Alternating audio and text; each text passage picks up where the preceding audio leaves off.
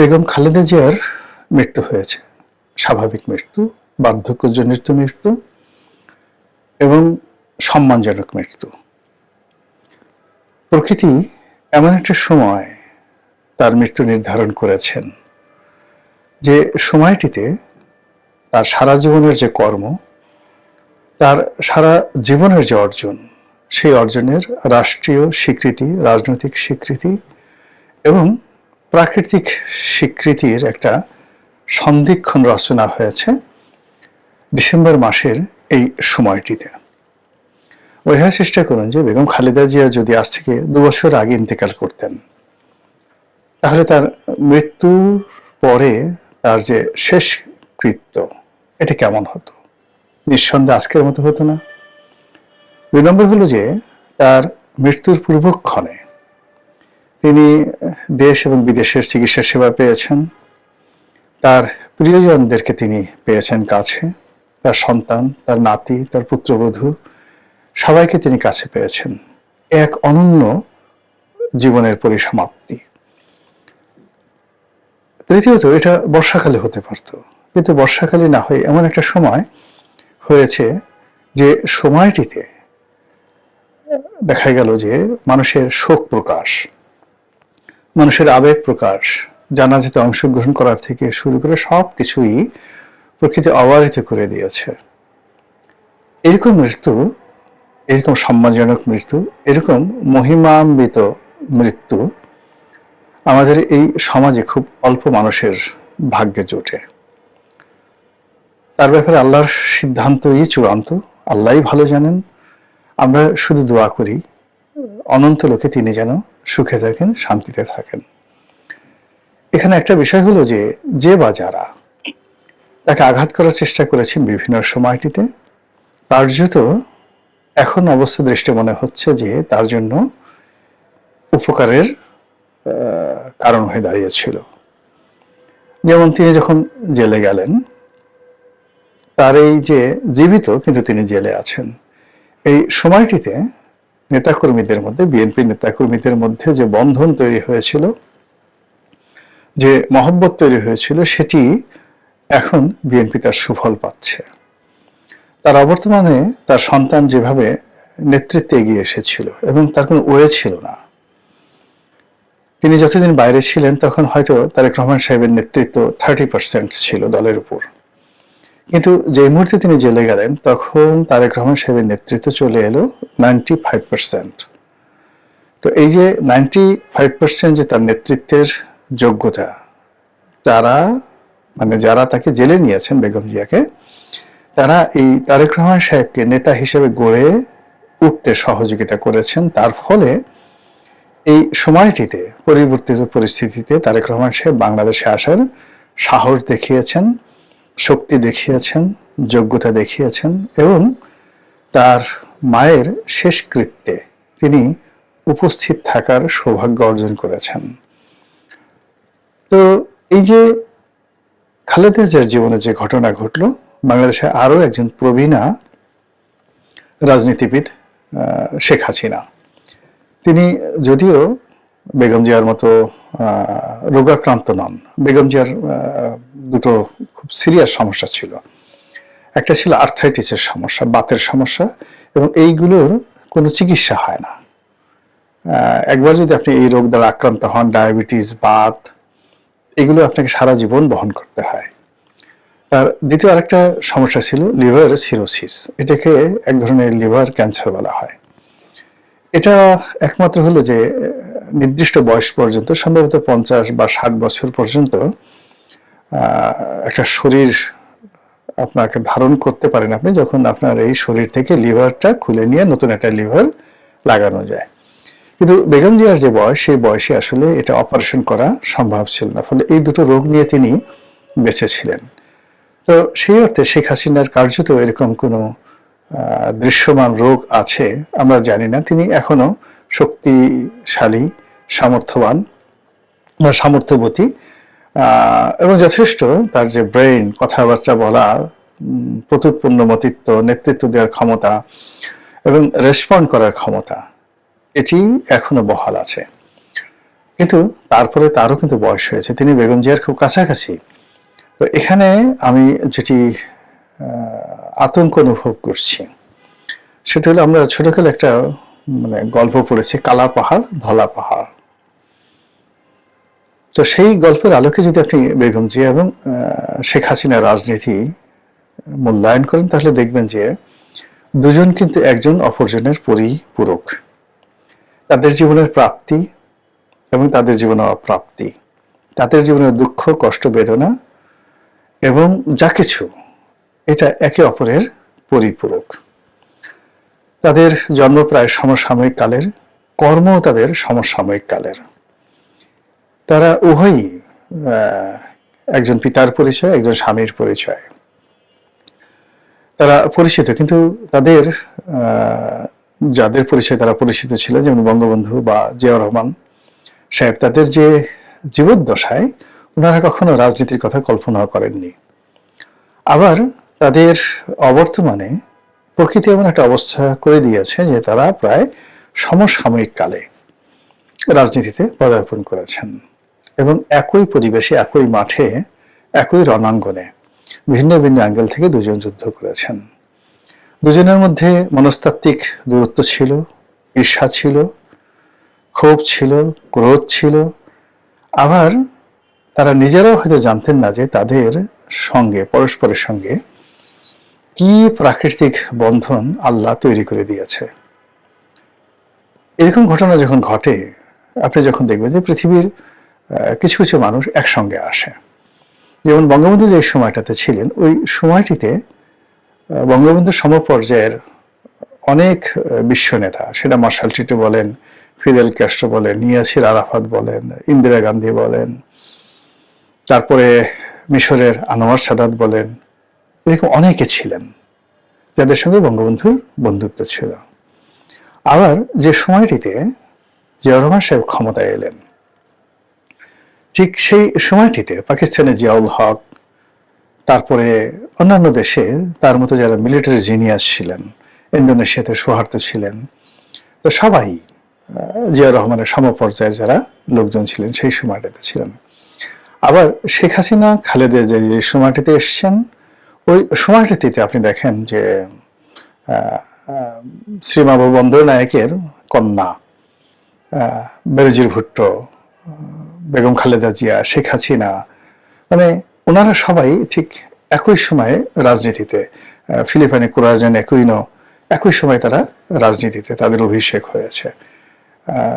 ব্রিটেনেও অনেক যারা মহিলা নেতৃত্ব হয়েছে, জার্মানিতে মহিলা নেতৃত্ব, এই সবাই সমসাময়িক কালের। তো যখন হয়, একজন যখন আজরাইলের কবলে পড়েন, একজন যখন মৃত্যু হয়, একজনের যখন সফল হন, একজন যখন সার্থকতা পান, ঠিক কাউন্টার আর একজনের ঠিক সেম ঘটনা ঘটে। যে দুর্ভোগ এবং দুর্দশা খালেদা জিয়ার জীবনে ছিল, সেই দুর্ভোগ এবং দুর্দশা এখন শেখ হাসিনাকে তাড়া করছে। এবং সেই দুর্ভোগ দুর্দশা যখন কেটে গেছে খালেদা জিয়ার, ঠিক সেই সময় শরীর তার সাথে বিট্রে করে বসেছে এবং তিনি প্রকৃতির ডাকে সাড়া দিয়েছেন, যেটি শেখ হাসিনার জন্য অনিবার্য। তো যেটা বলছিলাম যে বেগম খালেদা জিয়ার অবর্তমানে যেভাবে বিএনপির নেতৃত্ব প্রতিষ্ঠিত হয়েছে দেশে এবং দেশের বাইরে, শেখ হাসিনার অবর্তমানে সেই নেতৃত্বটি কি আওয়ামী লীগের মধ্যে প্রতিষ্ঠিত হচ্ছে? এর কারণটা হলো যে আমাদের এই দেশের, আমি যতটুকু রাজনীতি বোঝার চেষ্টা করেছি, 1970 সাল থেকেই আওয়ামী লীগের বিরুদ্ধে অনেকগুলো রাজনৈতিক দল দাঁড়ানোর চেষ্টা করেছে। এর মধ্যে আওয়ামী লীগের যারা সবচেয়ে জুয়েল, ছাত্রলীগের সবচেয়ে জুয়েল, তারা জাসদ করার চেষ্টা করেছে, বাসদ করার চেষ্টা করেছে, তারপর তারা গণফোরাম করার চেষ্টা করেছে, কৃষক শ্রমিক পার্টি করার চেষ্টা করেছে কাদের সিদ্দিকের নেতৃত্বে, তারপর বাকশাল আব্দুর রাজ্জাক সাহেবের নেতৃত্বে বাকশাল করার চেষ্টা করেছে, আরো অনেক একেকার সময় সেই সংস্কারবাদী আওয়ামী লীগ করার চেষ্টা করেছে। কিন্তু আওয়ামী লীগের বাইরে কোনো দল করা যায়নি। একইভাবে বিএনপি, বহুবার ভেঙেছে, বহু লোক গিয়েছে, তৃণমূল, বিএনপি, তারপর এসেছে জনতা দল, আরো কত দল, কিন্তু বিএনপির বাইরে নেওয়া যায়নি। জিয়া পরিবারের বাইরে, শেখ পরিবারের বাইরে রাজনীতি নেওয়ার বহু চেষ্টা হয়েছে, এখনো হচ্ছে, কিন্তু কোনো অবস্থাতে হালে পানি পাচ্ছে না।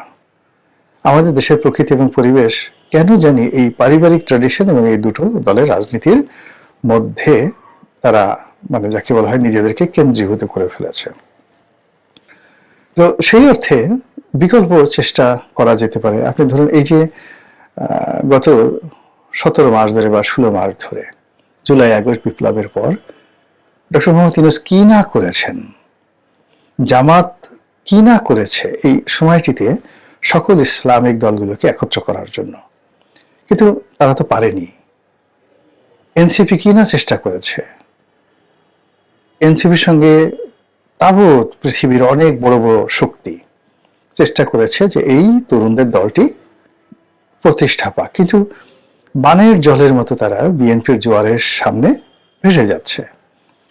এই যে একটা অবস্থা, সেই অবস্থার প্রেক্ষিতে বিকল্প নেতৃত্ব তৈরি করার চেষ্টা হবে, আগামীতে হবে, এখনো হচ্ছে, এবং এটা ভালো। কিন্তু তার সঙ্গে সঙ্গে যেটা আমাদের আছে, বিএনপি আছে, আওয়ামী লীগ আছে, এই দলগুলোর মধ্যে যদি ভালো নেতৃত্ব তৈরি হয়, যেহেতু এর বাইরে আমরা জনগণকে নিতে পারছি না, জনগণের মন মানসিকতাকে নিতে পারছি না, ফলে এই দলগুলোর মধ্যে যদি ভালো নেতৃত্ব তৈরি হয়, এই জন্য যদি আমরা সাহায্য করি, সহযোগিতা করি, বুদ্ধি দেই, পরামর্শ দেই, উৎসাহ দেই, তাহলে হয়তো দেশের জন্য তুলনামূলক ভালো হবে।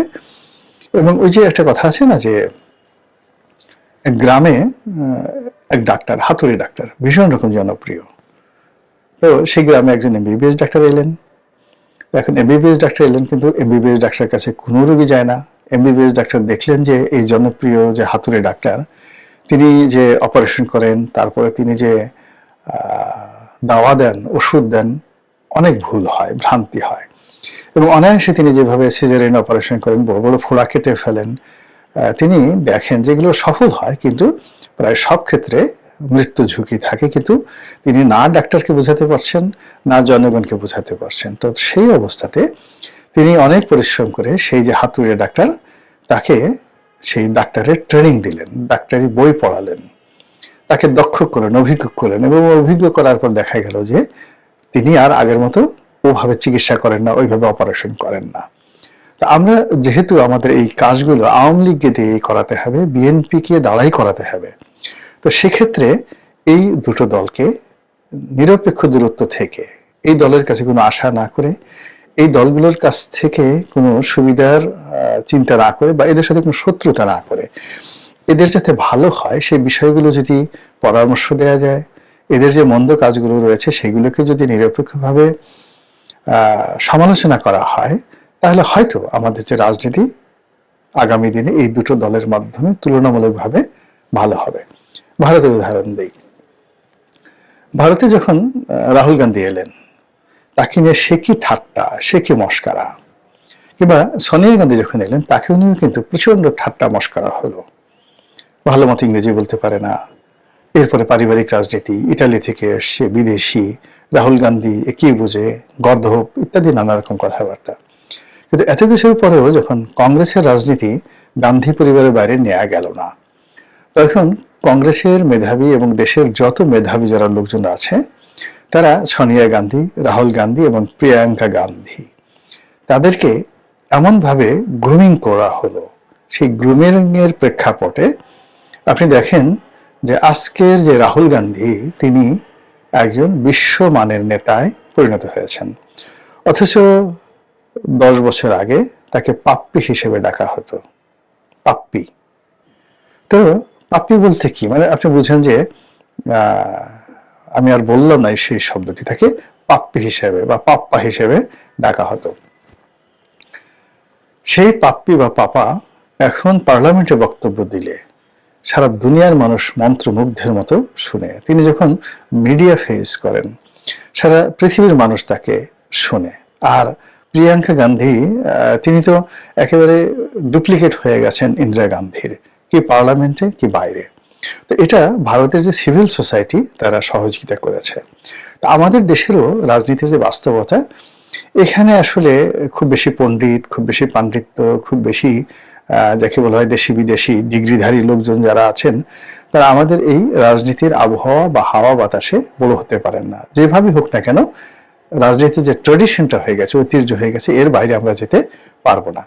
তো সেক্ষেত্রে বিএনপি এখন ভালো একটা জায়গাতে আছে, তাদের অনেক দায়িত্ব কর্তব্য আছে, আমাদের নাগরিক সমাজ তাদেরও আছে, এবং আওয়ামী লীগের যারা লোকজন আছেন তাদেরও আছে। তাদেরকে বুঝতে হবে যে একই সময় শেখ হাসিনার এবং খালেদা জিয়ার যেভাবে উত্থান হয়েছে, একইভাবে আপনি মিলিয়ে দেখেন শেখ হাসিনা খালেদা জিয়ার জীবনে যে ট্র্যাজেডিটা এসছে, খালেদা জিয়ার এই মৃত্যুর পরে আপনি ধরে নেন প্রকৃতির নিয়ম যে শেখ হাসিনা বেশি দিন বাঁচবেন না, কোনো রোগ নাই বালাই নাই, এটাই প্রকৃতির নিয়ম।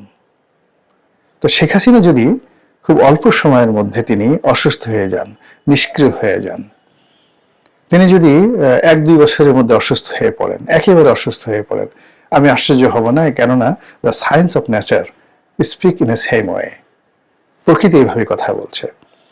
তো এই যে বেগম জিয়ার মৃত্যুর সঙ্গে সঙ্গে আজরাইল যেভাবে শেখ হাসিনার চারিদিকে ঘোরাফেরা করছে প্রকৃতির নিয়মে, এটাকে যদি কগনিজেন্সে নিয়ে আওয়ামী লীগের লোকজন প্রস্তুত হয়, বিকল্প নেতৃত্ব তৈরি করে এবং রাজনীতিতে টিকে থাকার চেষ্টা করে, হয়তো তাদের জন্য ভালো ফলাফল বয়ে আনবে।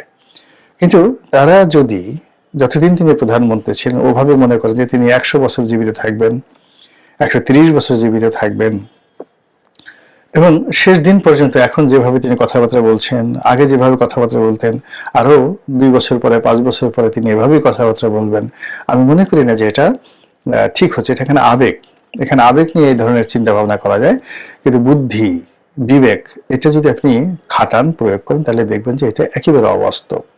তো কাজেই সেই বেগম খালেদা জিয়ার মৃত্যুর পর